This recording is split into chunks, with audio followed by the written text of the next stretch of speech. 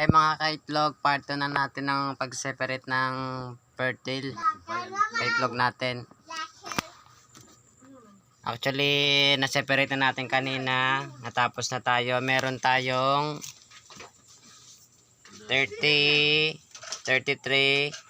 na itlog na fertile. So, bali, sad to say, meron tayong 43, mga 43 something o 40 plus na nabugok. Pero okay lang, try and try tayo. At least nagsubok tayo na meron pa rin mapipisa. Pagdating ng May 20, magkakaalaman na tayo, guys. Binalik ko na siya sa sa incubator niya, guys. Yan. Ayan yung mga nabili na lang, konti na lang siya.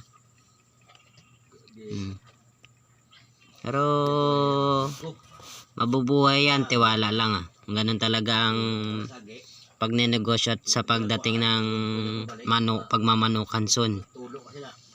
Kailangan tayo magumpisa sa simpleng bagay, yung pinakamaliit na bagay. Ganun talaga yan. Maraming salamat, yun lang mga kaitlog. Bye bye.